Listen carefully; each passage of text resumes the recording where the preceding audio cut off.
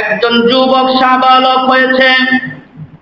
একটি ছেলে যখন সাবালক হয়, সাবালক হওয়ার সাথে সাথে তার দিলের ভিতরে যার জন্য টান পড়ে যায়, সেটা হচ্ছে একজন রমণী।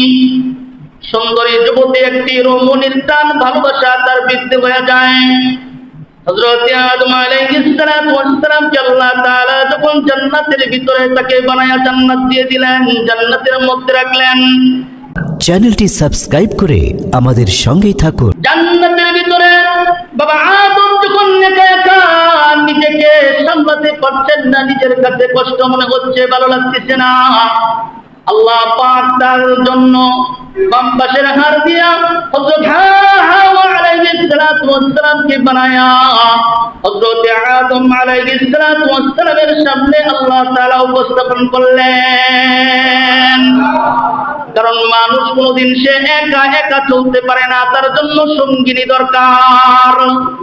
জোরে বলেন, মানুষ কোনোদিন একা একা চলতে পারে না।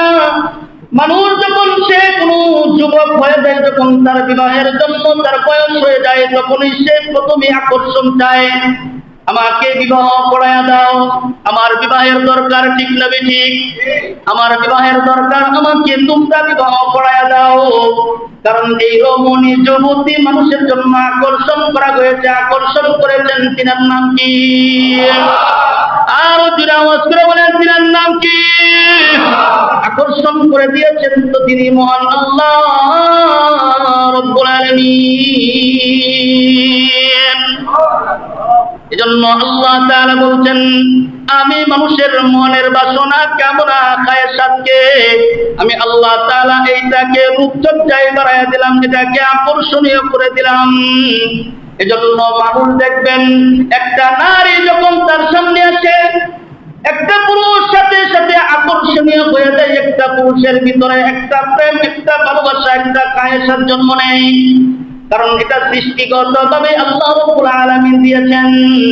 কারণ একজন পুরুষ যখন একটা নারীকে দেখবে, তখন তার দিলের ভিতরে ওই নারীকে যাওয়ার জন্য, ওই নারীকে পাওয়ার জন্য সে চেষ্টা চালায়। এই চেষ্টা যে চালায়, এটা করে দিয়েছেন কে? এটা আল্লাহ রাব্বুল আলামিন করে দিয়েছেন। আল্লাহ তাআলা এই আয়াতে নারীর কথা বললেন, আল্লাহ পাক সুদর্শিত করে দিয়েছেন, আকর্ষণীয় করে তুলে দিয়েছেন। এখন আমার কথা হইল, আল্লাহ পাক যেহেতু আকর্ষণ করে তুলে দিয়েছেন, একজন নারী সকলের জীবনে দরকার আছে না নাই?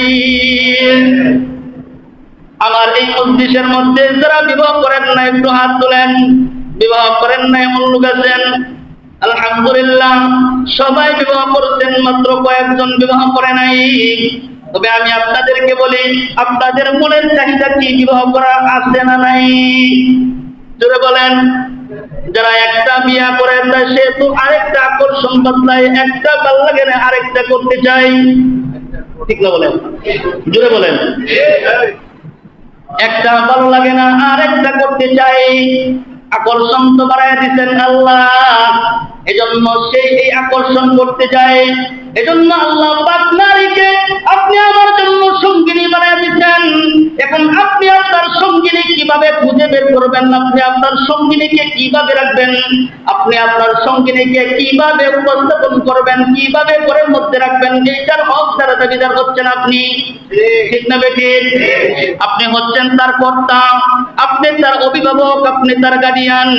এখন নারীকে আপনি কিভাবে রাখবেন, কিভাবে পরিচালিত করবেন, এটা সেমিনার করাবেন কে? এটার সেমিনার তো আপনি করাইবেন। কিভাবে করাইবেন এটার যোগ্যতাও আল্লাহ পাক মানুষের জীবনের মধ্যে তুলে ধরছেন। আর জোরে বলেন সুবহানাল্লাহ। এজন্য আল্লাহ তাআলা বলছেন, বান্দারে কোনো পেরেশান নাই, কোনো চিন্তা নাই, তোমরা কোনো চিন্তা করবে না, পেরেশান করবে না। তোমরা যদি বিবাহ করার মতো যদি তোমার সামর্থ্য না রাখে, বিবাহ করতে যদি তোমার কষ্ট হয়ে যায়, তুমি আল্লাহ তাআলার কাছে বলো, আল্লাহ নিজে স্বয়ং তোমার জন্য ব্যবস্থা করে দিবেন। তবে চেষ্টা তো চালাইতে হবে, ঠিক না বেঠিক? ভালো চেষ্টা চালানো দরকার। আমি একটা নারী ঘরের ভিতরে আনবো, আমার এই নারীটা কি সুন্দর চরিত্রবান নাকি যে চরিত্র, এটা আমার দেখার দরকার আছে না নাই?